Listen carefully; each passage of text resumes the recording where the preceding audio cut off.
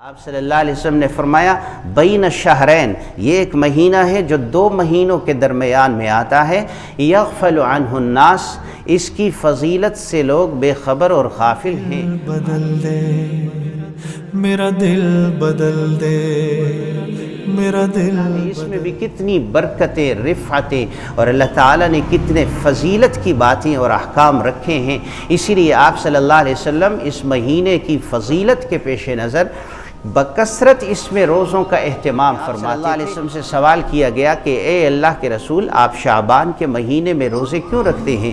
آپ صلی اللہ علیہ وسلم نے ارشاد فرمایا ذالک شہر، یہ ایک ایسا مہینہ ہے شعبان کا مہینہ جس مہینے کے اندر اللہ تعالیٰ کے ہاں اعمال کی پیشی ہوتی ہے، یعنی اللہ تعالیٰ کے ہاں رپورٹ پیش کی جاتی ہے بندے کی، اس بندے نے سال بھر میں کون سے اعمال۔ روایات میں دیگر دنوں کے متعلق بھی پیشی کا ذکر ملتا ہے، بعض روایات میں اس بات کا بھی ذکر ہے۔ آپ صلی اللہ علیہ وسلم نے فرمایا پیر والے دن بھی اللہ کے ہاں اعمال پیش ہوتے ہیں، جمعرات کے دن بھی اللہ کے ہاں اعمال پیش ہوتے ہیں۔ حضرات شارحین حدیث فرماتے ہیں کہ کبھی اجمالی پیشی ہوتی ہے اور کبھی تفصیلی پیشی، یہاں بندے کی رپورٹ پیش ہوتی ہے۔ گویا کہ شعبان کا مہینہ اللہ تعالیٰ کے ہاں اعمال کی پیشی کے حوالے سے انسان کے لیے ایک اختتامی مہینہ ہے۔ سال کے سال، جیسے سال کے سال کانٹریکٹ رینیو ہوتا ہے، لیز کا کانٹریکٹ، اجارہ کا کانٹریکٹ، اگر کسی نے کرائے پر مکان لیا ہے کانٹریکٹ رینیو کرتے ہیں کہ اس میں اب تھوڑا سا کرائے میں اضافہ، تو اللہ تعالیٰ کے ہاں اس شعبان کے مہینے میں انسان کی زندگی کے اعمال کی پیشی کا مطلب یہ ہے کہ اس کے سال میں جو اعمال کا حساب و کتاب ہوتا ہے کہ اس نے اس سال کے شروع سے لے کر اس سال کے اختتام تک کتنے اعمال کیے ہیں، اللہ کے روبرو فرشتوں کی مجلس میں تفصیلی طور پر ان کا معائنہ ہوتا ہے اور وہ اعمال پیش کیے جاتے ہیں اللہ کے ہاں۔ تو آپ صلی اللہ علیہ وسلم نے ارشاد فرمایا میں یہ چاہتا ہوں کہ جب اللہ کے ہاں مجھ محمد صلی اللہ علیہ وسلم کے اعمال پیش کیے جائیں تو اس وقت میں اللہ کے ہاں اس بات کا تذکرہ ہو کہ آپ صلی اللہ علیہ وسلم کا روزہ ہے، اس وقت کیا کر رہے ہیں، وہ روزے سے ہیں، اس وقت کیا کر رہے ہیں، وہ اللہ تعالیٰ کے لیے بھوکے اور پیاسے ہیں۔ جس وقت میں اعمال کی پیشی ہو اس وقت میں اللہ کی مجلس میں خیر کے ساتھ میرا ذکر ہو جائے کہ اس نے روزہ رکھا ہوا ہے، تہجد پڑھ رہا ہے، وہ کس قدر بابرکت لمحات ہوں گے جب اللہ کے فرشتے اللہ کی مجلس میں اس انسان کا ذکر خیر کرتے ہوئے، رپورٹ پیش کرتے ہوئے بتا رہے ہوں گے بڑی ہی فرما برداری میں زندگی گزارتا ہے، روزے کی حالت میں ہے، تہجد میں ہے، شب بیداری میں ہے، تلاوت قرآن میں ہے۔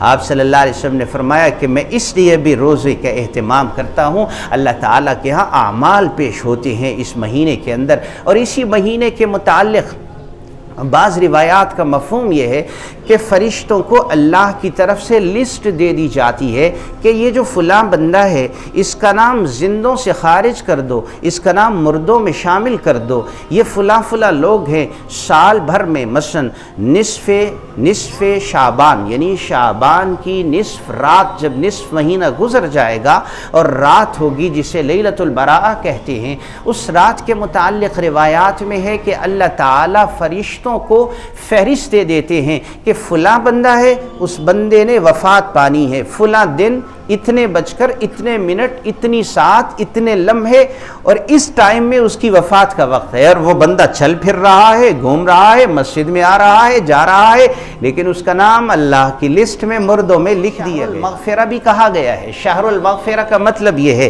ایسا مہینہ جس مہینے میں اللہ کی طرف سے بخششوں کے فیصلے ہوتے ہیں۔